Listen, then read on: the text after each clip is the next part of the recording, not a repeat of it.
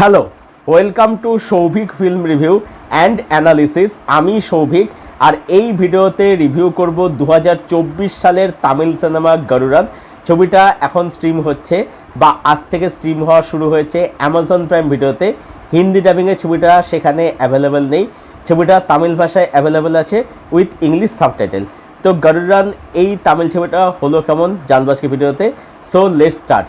তো গরুরান এই তামিল ছবিটার গল্প লিখেছেন ভেট্রিমারান, যিনি আমার একজন প্রচণ্ড পছন্দের ফিল্ম মেকার, এবং এই ছবিতে ফিচার করেছেন সুরি, উন্নি মুকুন্দন, সমুথিরা কর্ণি সহ আরও অনেকে। ছবির গল্পটা যদি সামান্য একটু তোমাদেরকে বলি, এখানে দেখানো হচ্ছে যে এই ছবির মধ্যে যাবতীয় যা কিছু হয় বা যাবতীয় যা কিছু ঘটে তার মূলে বা তার কেন্দ্রের মধ্যে রয়েছে একটা মন্দির। এর সাথে রয়েছে বন্ধুত্ব, বিশ্বাস, এবং সেই বিশ্বাস থেকে বিশ্বাসঘাতকতা। এর থেকে বেশি কিছু জানতে গেলে তুমি প্রাইম ভিডিওতে গিয়ে এই ছবিটা অবশ্যই দেখে ফেলো। লেংথ হচ্ছে 2 ঘন্টা 13 মিনিট। পজিটিভ দিক, নেগেটিভ দিক, আমার কাছে এই ছবিটার জন্য বেশ কিছু পজিটিভ দিক রয়েছে এবং সামান্য কিছু নেগেটিভ দিক রয়েছে। পজিটিভ দিক হচ্ছে এই ছবির মধ্যে প্রথম হচ্ছে প্লট। এই ছবির গল্পটা যেহেতু লিখেছে ভেট্রিমারান, সেই কারণে এই ছবির প্লট অন পেপার বেশ স্ট্রং, বেশ পাওয়ারফুল।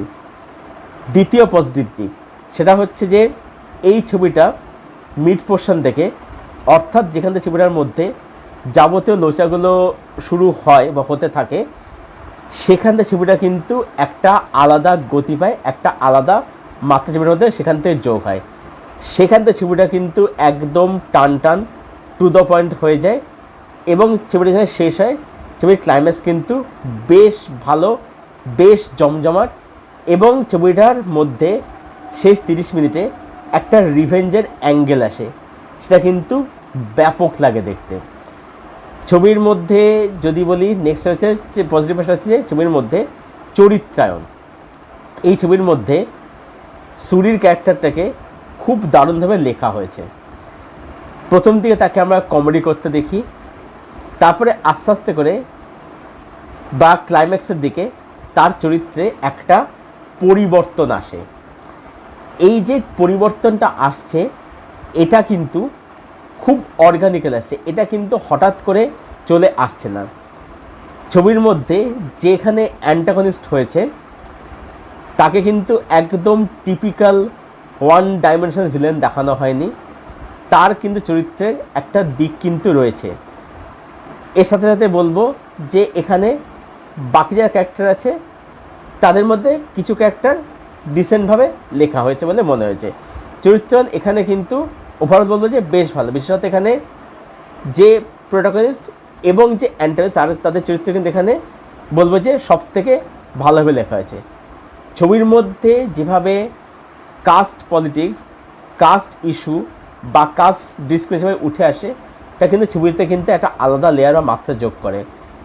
যেহেতু ছবির গল্প হয়েছে ভেট্রিমারান, এবং এই যে ভেট্রিমারান বলি বা মারি সেলভারাজ, এরা সবসময় না এই কাস্ট ইস্যু জিনিসটাকে বা ইস্যুটাকে তারা বরাবর কিন্তু ছবির মধ্যে তুলে ধরেছে, এবং এটা তামিলনাড়ুর একটা কিন্তু খুব বড় ইস্যু।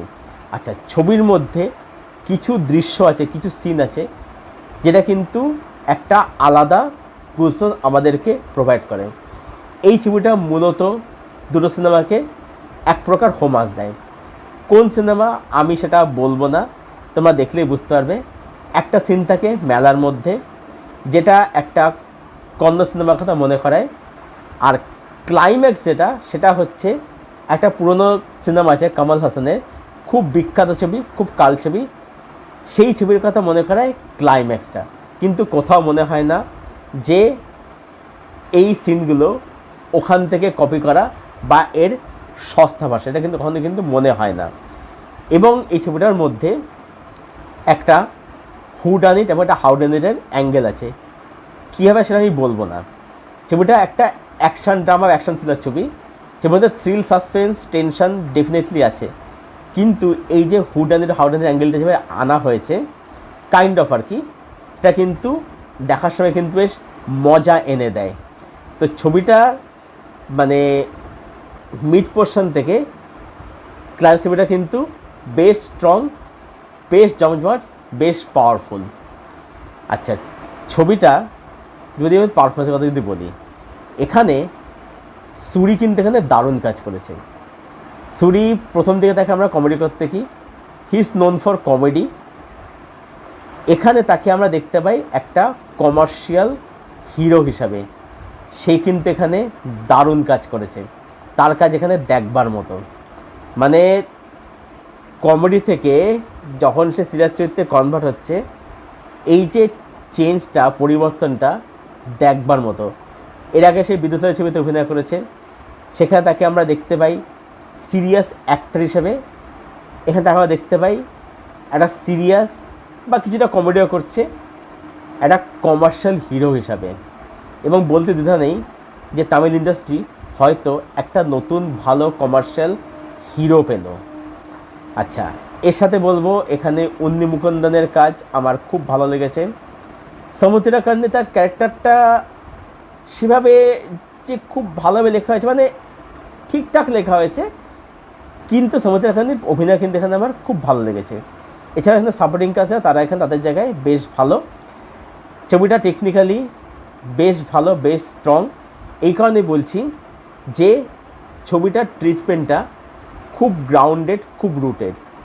এবং যেহেতু ট্রিটমেন্টটা খুব রুটেড, খুব গ্রাউন্ডেড, সেই কারণেই ছবির মধ্যে যে অ্যাকশান বা যে বিজিএম রাখা হয়েছে সেটা কিন্তু সেই ট্রিটমেন্টটাকে মাথায় রেখেই করা হয়েছে। মানে অ্যাকশানটা বা বিজিএমটা খুব বিশাল কিছু মাসি নয়, আবার সেই অ্যাকশানটা কিন্তু একদম যে যাচ্ছে না তার সাথে তা কিন্তু একদমই নয়। এই ছবিটা হচ্ছে একটা সেমি কমার্শিয়াল, সেমি মেইনস্ট্রিম ছবি, সেই অনুযায়ী ব্যালেন্স করেই অ্যাকশানটাকে ডিজাইন করেছে। এবং action definitely well design, well কোরিওগ্রাফড। ছবির মধ্যে কিছু ব্রুটালিটি রয়েছে, সেটা কিন্তু অবশ্যই দেখে মজা আছে। ছবির মধ্যে ক্যামেরা ওয়ার্ক বেশ ভালো। এই ছবির মধ্যে আমার কাছে কী জিনিস পজিটিভ লাগলো।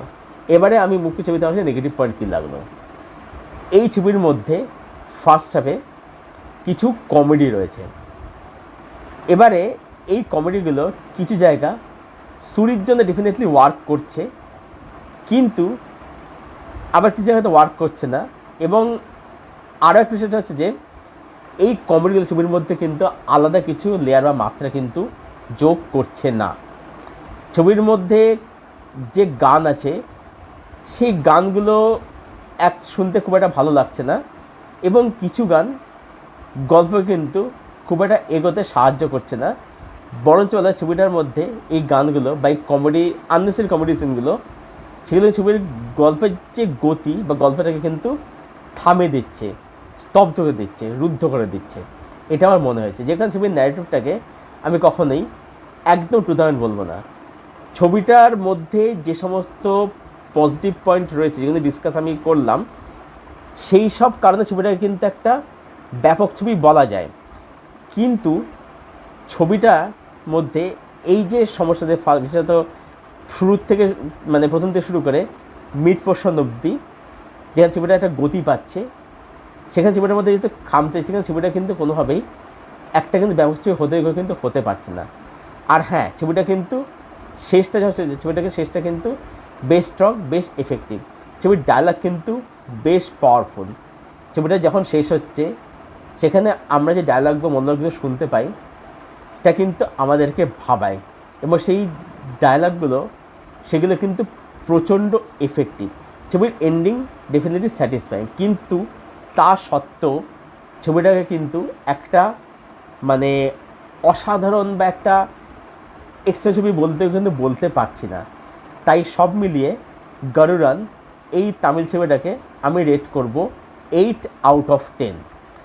এই ছিল আমার রিভিউ 2024-এর তামিল সিনেমা গরুরান নিয়ে। ছবিটা যারা দেখোনি, যারা দেখবে বলে প্ল্যান করছো, প্রাইম ভিডিও ছবিটা অবশ্যই দেখে ফেলো। পারফেক্ট সিনেমা নয়, খামতি আছে, কিন্তু বলবো যে ছবিটা মিড পোর্শন থেকে শেষ অবধি ছবিটা কিন্তু তোমাদের কিন্তু একটা আলাদা মজা কিন্তু প্রোভাইড করতে সক্ষম হবে। তো ছবিটা তোমরা দেখো, দেখে সে কমেন্ট ছবি তোমাদের কীরকম লাগলো, কীরকম এক্সপিরিয়েন্স তোমাদেরকে প্রোভাইড করলো। আর ছবিটা যারা দেখেছো, তোমাদের মতামত প্লিজ কমেন্ট বক্সে এসে শেয়ার করো। ভিডিওটা ভালো লেগে থাকলে লাইক করো, শেয়ার করো, চ্যানেলটাকে অবশ্যই সাবস্ক্রাইব করো, পাশের বেল বাটনটাকে প্রেস করে দিও এরকম আরও রিভিউ পাওয়ার জন্য।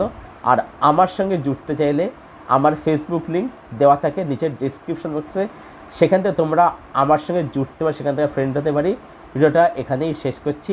Thank you for watching, thank you for your support. দেখা হচ্ছে আবার তোমাদের সাথে পরের কোনো ভিডিওতে। Till then, tata.